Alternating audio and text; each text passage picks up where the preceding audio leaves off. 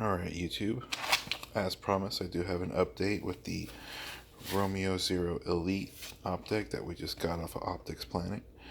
This one has a few more upgrades from the regular Romeo Zero. It's got the glass lens instead of the plastic, and has a steel shroud that comes with it for extra durability. Now, the plastic itself on the optic does have a little bit of extra carbon infusion in it, which makes it a little more durable on its own, and the steel shroud is optional. You can run it with or without the shroud, which is pretty nice depending on the footprint you want. The shroud makes it a little bit wider. Personally, I'm gonna put the shroud on for a little just to see how I like it, but I was kind of getting this optic to kind of see what the smaller footprint looks like. I do have a couple of different optics that I use, and for one, the Holosun, which is fantastic, but I just wanted to try something a little bit different. So Holosuns are great, but like I said, I wanted to give this new, more rugged Romeo Zero Elite a try before I started, going against it a little, but we'll see how it goes today. So the install is pretty simple. You just gotta take a few manufacturer suggestions into play. Make sure nothing in. So we'll get into the optic right away.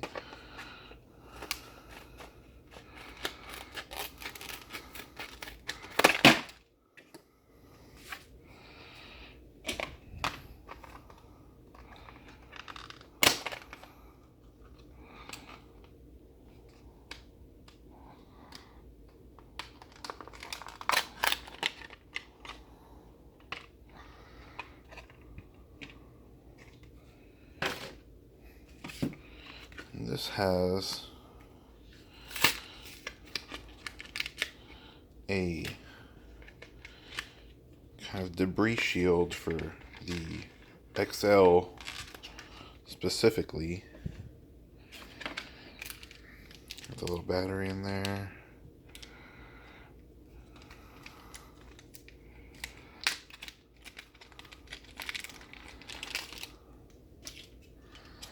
Battery, debris shield cut out.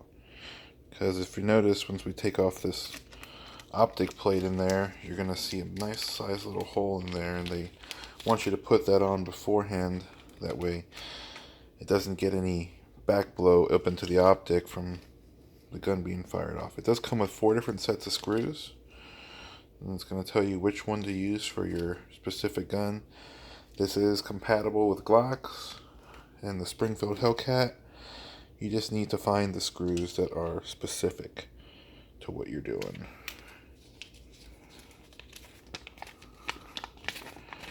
So let me double check, make sure I'm going to use the right screws, which would be the figure 1 screws to screw onto the XL.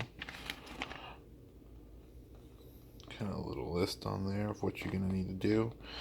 It basically says to wipe off the underneath the optic plate, make sure there's no excess oil, clean out the inside of the threading.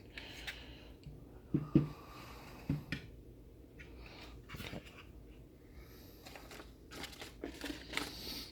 So we're going to find the screws. These are not it.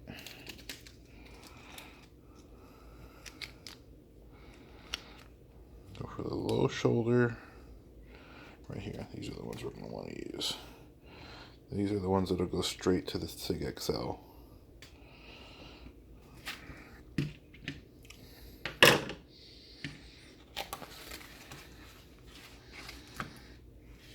Handy dandy screwdriver here. Slowly remove top screws. These have kind of like a thread protector on them, so it may give you a little fight at first, but once you break the seal on the thread protector, it's going to come right off.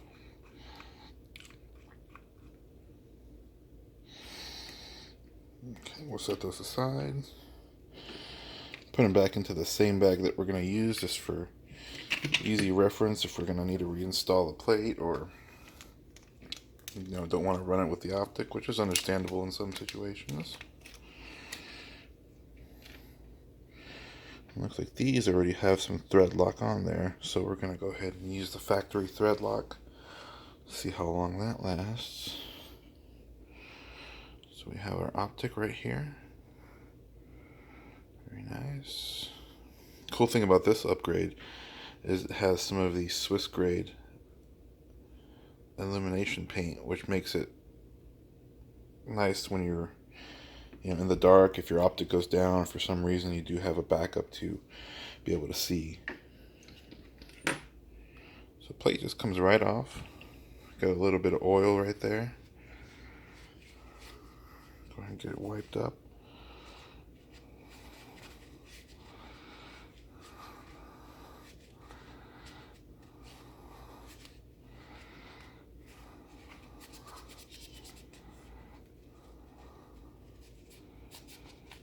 See, there's that hole I'm talking about right there. That'll get some of that blowback back in there. So this will go right on there like that once we get the bottom part off.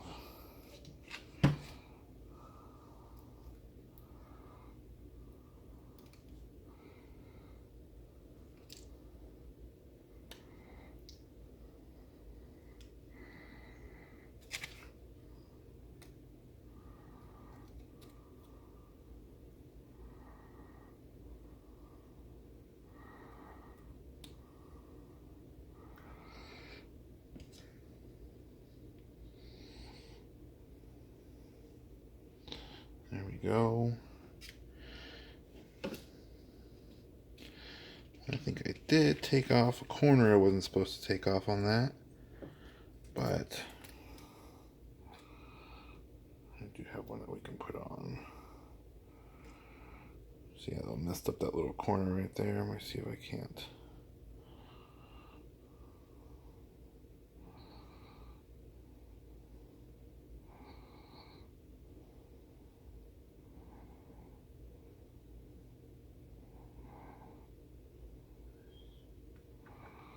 There we go.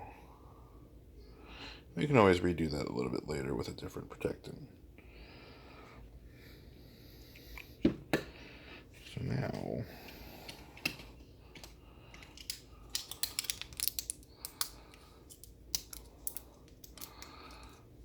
our battery. With the positive side, the side facing towards the slide, is how we're going to install it on the optic. So we got that right there. Positive facing down.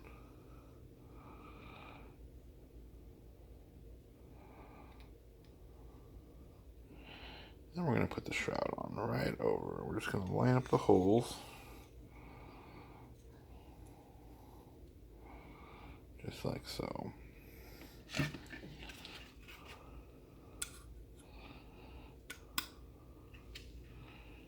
There we go, just like that. Everything's lined up nice, looks good. Now they want you to push this thing forward, the optic forward on the slide as you put in the screws for the best windage elevation adjustments that you can do. So comes supplied with a 2mm Allen wrench.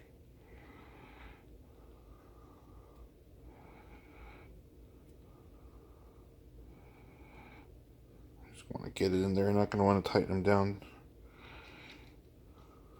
So you get both of them kind of started in there.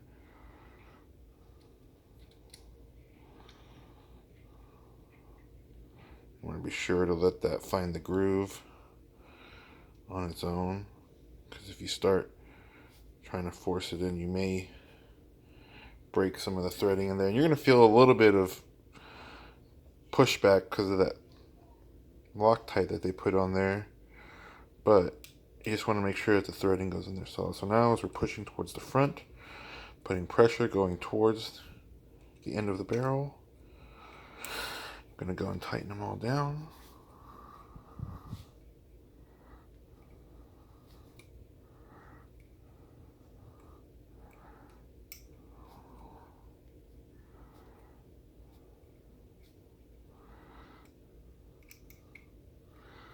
take turns, about 5 turns each side of the slide on each of these screws, just so you get a nice even set when you finally do hit the bottom. There you go, you feel it right there. You just want to give it a little bit of a tightness because you want to put about 9-10 pounds of torque on these things. So if you have a torque wrench, small enough one, you want to put 9-10 pounds, or just give it a nice little snug deal right there. And there we go.